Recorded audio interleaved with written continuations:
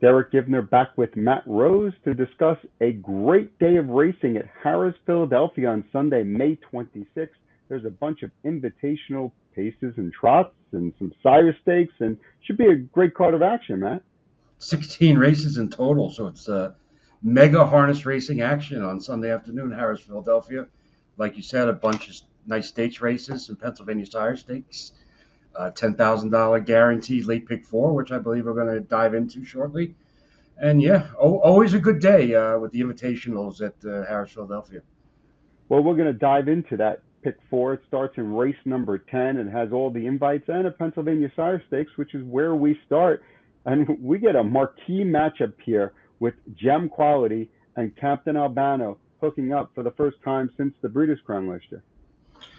Yeah, both of them with stellar efforts in the Breeders' Crown as 2-year-olds.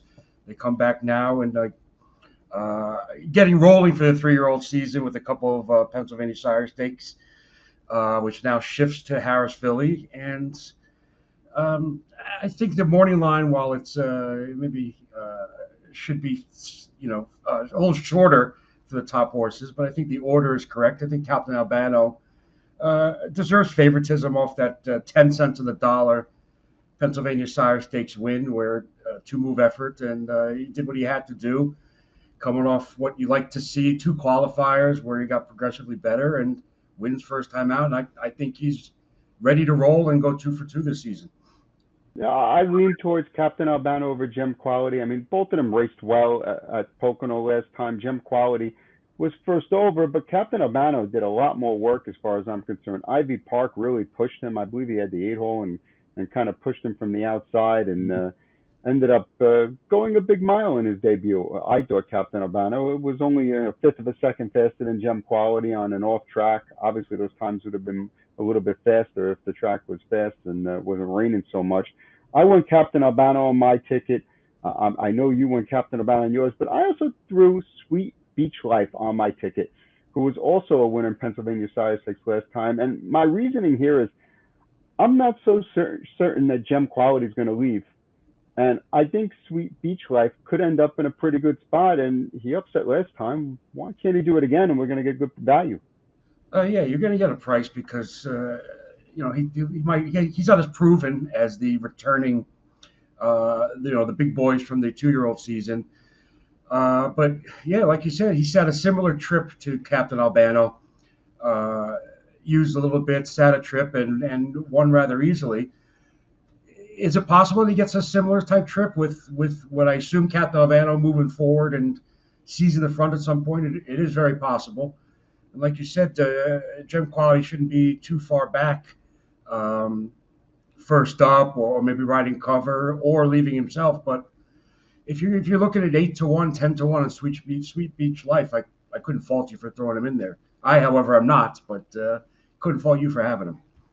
We're going to move on to race number 11. It's the $100,000 Betsy Ross Mares Invitational on the pace. And here we see a morning line favorite of Always Be Naughty, and I'm not so sure about that, Matt. Yeah, it's funny. I kind of liked her. I was going to use her as maybe a little bit of a price here, figuring that Twinbee, Joe Fresh, and Lit de Rose would take a lot of the action, and we've seen a lot of Lit de Rose already this season. The matchmaker champion at Yonkers, and we've seen a ton of her races over the last few years at Yonkers. She certainly is a viable candidate here. Always Be Naughty. I liked. You know what? It was good, if not spectacular, in those races at Oak Grove, but certainly is logical here and is in a post or a mid-pack spot where she can work out a trip here without a doubt. Where I expect Lit de Rose to be forwardly placed. Other one I threw in, she's a price, the one Coachella Bound. We've seen her chasing the top mares at Yonkers, chasing Lit de Rose all over the place, every start of the Blue Chip Matchmaker, and in the final. She's really blossomed and outraced her odds, and really shown more than I expected when she first arrived in the U.S. She also goes second time LASIK, so maybe the LASIK angle helps, and she can get a ground saving trip here and maybe get lucky at a price. So I will throw her in there. Twinbee Joe Fresh is one of the horses on my ticket. We're going to take a look at her first start of the year in this replay at Harrah's Philadelphia. And you can see she's gapping a little bit on cover here, maybe 2 lengths off, whatever you want to call it. And in the stretch, she's going to pace home very willingly, Matt. The other horse just got the jump on her and came home pretty quick. Yeah, I mean, it's pretty much what you would expect from a first start with Twinbee Joe Fresh.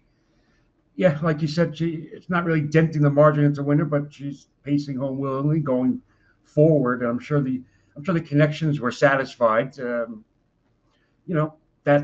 you have to figure she's classy enough to go forward off that race. I'm not sure if she's 100% there yet. So of the 4-year-olds, she's one of the 4-year-olds that I really didn't include here, with Always Be Naughty being the only 4-year-old I did.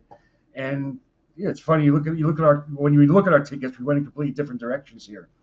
But you went with Twinbee Joe Fresh, I believe, another returning 4-year-old that you like. 100% Sweet Amira, who's moving into the Ron Burke barn as we see. This horse, I don't know what the purchase price was, but it seems like the horse changed hands on May 11th. Was qualifying back really nice up in Canada, and it'll be interesting to see. I mean, usually Burke sends him out ready, so I'm not really concerned about the 8-hole. I think this horse has a little bit of early speed. 7-1 on the morning line seems kind of juicy. I'm in for that. Definitely interesting, and definitely will be value based on the morning line and an 8-hole and other bigger names in this race. She will be value if you could get her home. You'd be looking at you'd be starting to get maybe a little excited going into the third leg. No doubt. We're going to move on to race number 12, $100,000 Maxi Lee Memorial Trot.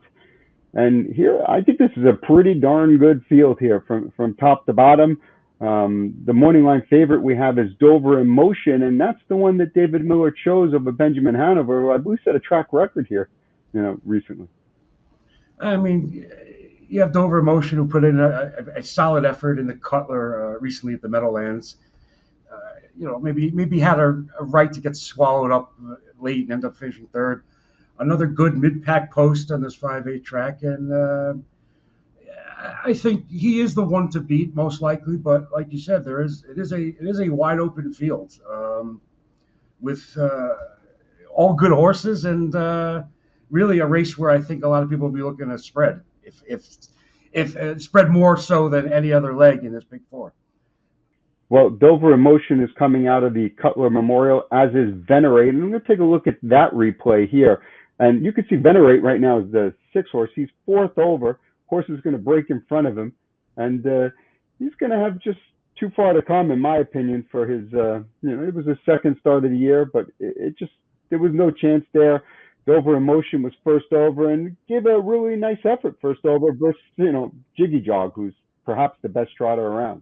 Oh, yeah. If Jiggy Jog was in this race, we wouldn't be talking wide open. We'd be talking odds on.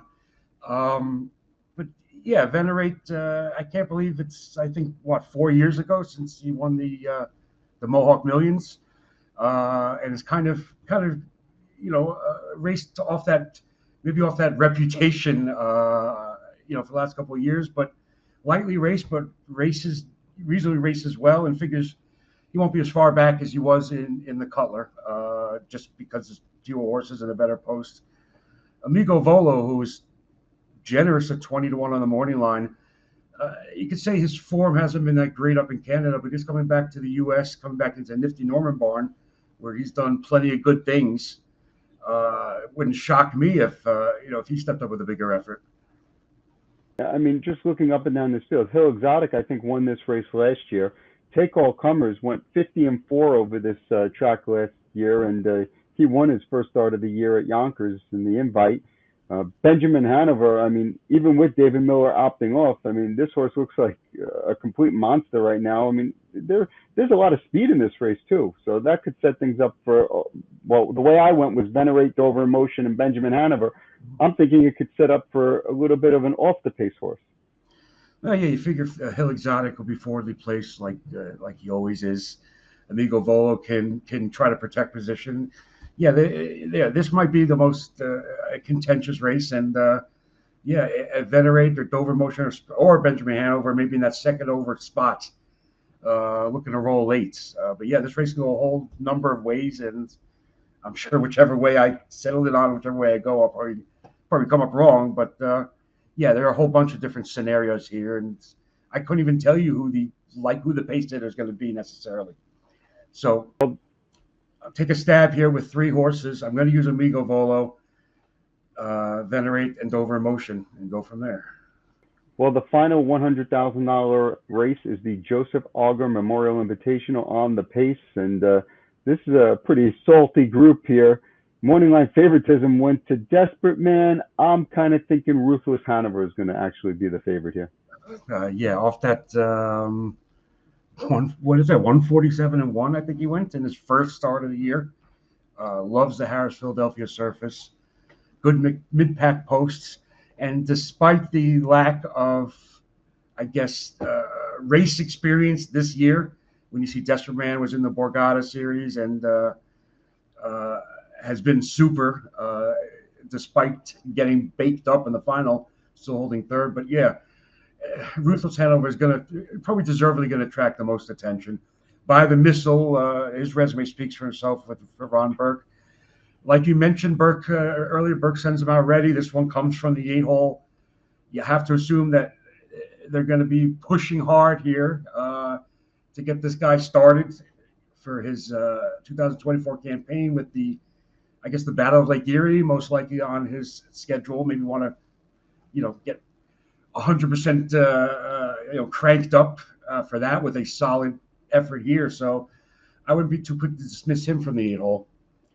But yeah, I pretty much lean towards the favorites, which are Desperate Man, Ruthless Hanover, and By the Missile. If you can make a case for anybody else, I'm all ears. I can make a case for Ken Hanover, who I thought raced very well in his 4-year-old debut. Granted, he got beat, by a horse that was first over, but it was still a really solid effort. Came home at 26-3, a 48-1 final clocking there. It was only his first start of the year. To me, I still thought maybe he was a little bit short there. And this is a fast horse who's capable on smaller tracks for sure, with a big bankroll, and who could still improve as a 4-year-old. So I think Ken Hanover's one to use. I've kind of been chasing Bucephalus a little, waiting for the race where he's finally going to leave the gate. I might throw him on a ticket just for the hell of it. He's 15-1. Maybe this is the week where they finally get a little bit aggressive. But the truth be told, if Ruthless Hanover brings his A game, there's no way any of these other horses are winning because not because he's the best horse in the race, so to speak, but more of because it's on a track he loves. This track favors speed pretty nicely. And when he's out there rolling, it's going to be really hard to catch him, especially with perhaps By the Missile, who may be the best horse in this race at the end of the year, stuck in post 8 and making his first start of the year. Yeah, I mean, that's why I agree with Ruthless Hanover. I'm not 100% sold on him, which is why I am going 3 deep. But yeah, if he hits the front, and I was going to say, and doesn't get used too hard, but it doesn't matter. He can get used hard and keep going. He will be the one to catch, and you're going to have Desperate Man somewhere in behind. And I assume By the Missile won't be, starting his bid from 8th. So maybe one of those two, or Ken Hanover, or somebody else can run him down. But I agree. It is Ruthless Hanover's race to lose. That's for sure. We're going to take a look at our tickets here, and as they come up on the screen, and there's mine. It's an $18 play. I don't have any singles in there. I mean, there are some horses I would consider singling in the sequence. If you wanted to, play second tickets, I would consider Ruthless Hanover. If you wanted to play second ticket, maybe I would consider Captain Albano also as a single. I mean, because the other horse I'm throwing in is I'm throwing him in because he's a price. So let's see what Matt has to offer. Well, I did key Captain Albano in the first leg.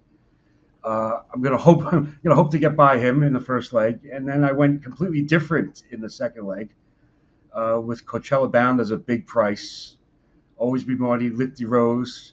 Then Amigo Volo was also listed as a big price. Venerate, Over Emotion, and then the 3 chalks in the last leg, the logicals, Ruthless Hanover, the 5, Desperate Man, and By the Missile. So it's only $13.50 for a 50-cent play.